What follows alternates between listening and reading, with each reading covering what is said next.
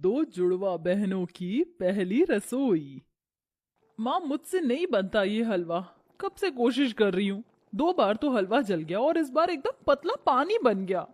मैं इस रसोई के काम के लिए नहीं बनी और ना ही हलवा मुझसे बनेगा। अपनी बेटी जिया की इस बात से मालती चिंता में आ जाती है।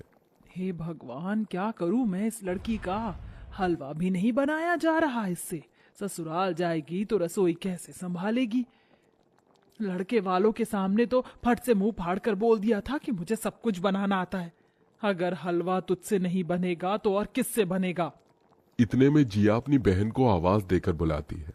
पिया, अरे ओ पिया, माँ बुला रही हैं। आई। जी माँ, बुलाया। लो माँ, आ गई मेरी प्यारी बहन पिया। ये बनाएगी मेरे हिस्से का हलवा। देख रही है पिया, तेरी निकम्मी बहन कैसे दांत फाड़ रही है। कभी कभी तो मुझे यकीन ही नहीं होता कि तुम दोनों को मैंने एक ही कोख से जन्म दिया है। मालती के इस कथन का कारण था अपनी दोनों जुड़वा बेटियों का अलग अलग स्वभाव। हालांकि दोनों शक्ल सूरत से एक जैसी ही दिखती थी। अगर दोनों को एक साथ खड़ा कर दिया जाए तो पहचान पाना मुश्किल होगा कि कौन पिया है और कौन जिया। जहां पिया सीधी सादी, संस्कारी और घर के काम में निपुण थी, वहीं जिया मनमौजी थी। दोनों की शादी वसुंधरा के बेटों कार्तिक और अनुज से पक्की हो चुकी थी। इसलिए मालती जिया को खाना बनाना सिखाती है, पर जिया लीबा पोती में ही लगी रहती। गुजरते वक्त के साथ दोनों बहनें शादी करके ससुराल आ जाती हैं। हे भगवान, मेरी ये जुड़वा बहू की शक्ल तो एकदम सीता गीता के जैसी मिलती है। अब इसमें से कौन पिया है कौन जिया, कैसे पहचानूं। तभी जिया फट से कहती है, माँ जी, मैं पिया हूँ और ये जिया। अच्छा, चलो दोनों बहनें जल्दी से इस कलश को गिराकर अंदर आ जाओ। दोनों बहनें गृह प्रवेश करके ससुराल में कदम रखती हैं, जहां उन दोनों के एक से चेहरे देखकर रिश्तेदार भी अचक्के रह गई। माला और गेंदा भी देखने लगी। बाप रे जीजी, तुम्हारी बहुएं तो एकदम अंजू मंजू की हमजोली हैं। हाँ, माला दोनों जुड़वा बहनें हैं ना, इसीलिए। अच्छा चलो, अब तुम दोनों बहनें जाकर आराम कर लो और कल वक्त से उठना, क्योंकि तुम दोनों की पहली रसोई है। जी माँ जी। दोनों बहनें अपने अपने पतियों के साथ कमरे में आ जाती हैं, जहां जिया मन ही मन बड़बड़ा उठी। मैं तो नहीं उठने वाली। पहली रसोई के लिए 5 बजे, इतनी बड़ी बारात के लिए खाना बनाना मेरे बस की तो नहीं है। वहीं दूसरी तरफ पिया अपनी सास के कहे को मन में बिठाई थी। पिया, तुम इस दुल्हन के जोड़े में बहुत ही सुंदर लग रही हो। आज की रात हमारी है।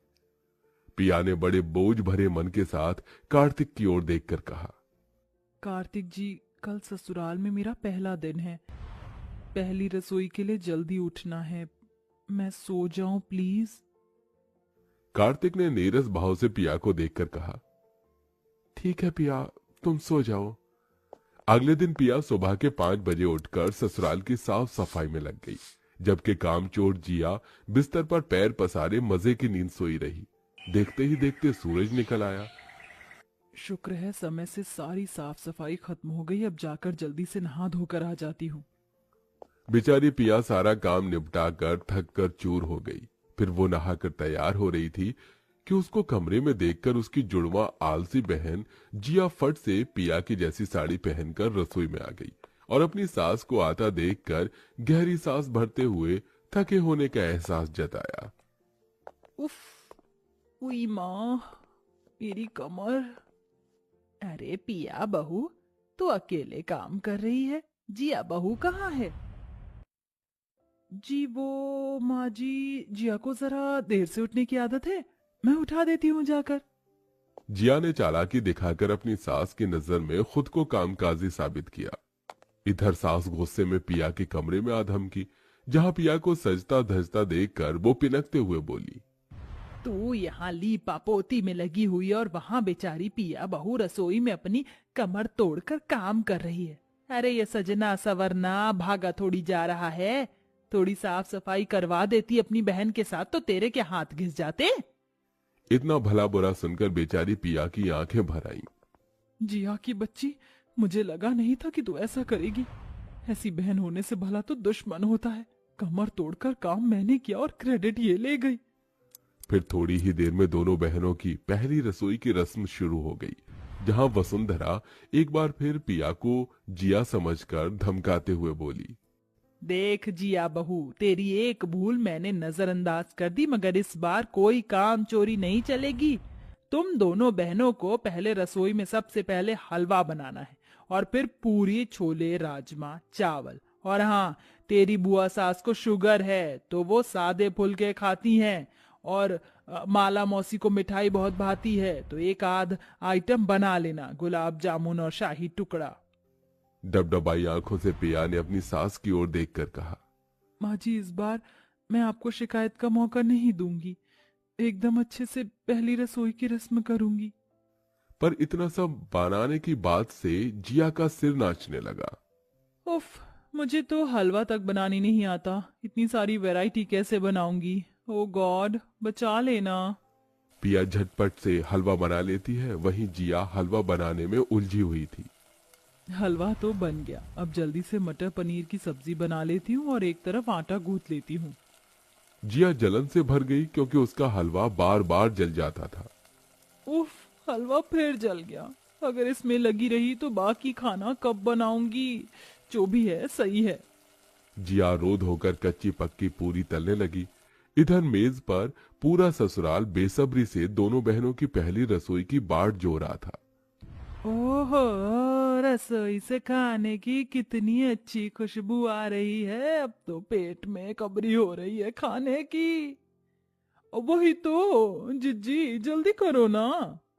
बहू रानियों, जल्दी से खाना ले आओ भाई। ये सुनते ही डर के मारे जिया दांतों तले उंगली दबा लेती है। अब क्या करूं, मैंने तो इतनी देर में बस ये जला हलवा और ये 4 पूरी ही तली हैं। तभी जिया अपनी बहन जैसी साड़ी पहने होने का फायदा उठाने के लिए दिमाग दौड़ाती है और बहाने से पिया को भेज देती है। पिया देख, मैं तुझे बताना भूल गई, जीजा जी कब से तुझे बुला रहे थे। अच्छा, मैं देख कर आती हूँ। इतने में जिया फट से पिया का बनाया सारा खाना परोस देती है। ये लीजिए बुआ जी, मौसी जी, गर्मा गर्म पूरी, सब्जी, हलवा सब रेडी है। सब हबड़ हबड़ खाने लगे। ओए होए होए, क्या बढ़िया स्वाद है, खाने में एकदम नरम नरम पूरी और हलवा तो अमृत से भी मीठा। हाँ, मगर इसकी दूजी बहन कहाँ है? आती होगी माला, ठहर मैं बुलाती हूँ। जिया बहू, जल्दी खाना लेके आ। इतने में जला हुआ खाना लिए पिया आ गई। तभी सबने जला खाना देखकर उस पर खूब गुस्सा किया। ये कैसी भट्टी में से पूरी पका कर लाई है, एकदम जली हुई है, और इसी को अपनी बहन से कुछ, बेलूड़ी कहीं की। इतने ताने बाने सुनकर भी पिया ने पलटकर कोई जवाब नहीं दिया, मगर उसका मन चीख चीख कर रो पड़ा। जिया ने मेरे साथ छल कपट किया है, सिर्फ सासू माँ से बड़ाई सुनने के लिए। सभी ने जिया को पहली रसोई में रुपए, पैसे, गहने, बहुत कुछ दिया। ये लो पिया बहू, तुम में हर गुण भरा है, तुम ही इस 9 लखा हार के काबिल हो।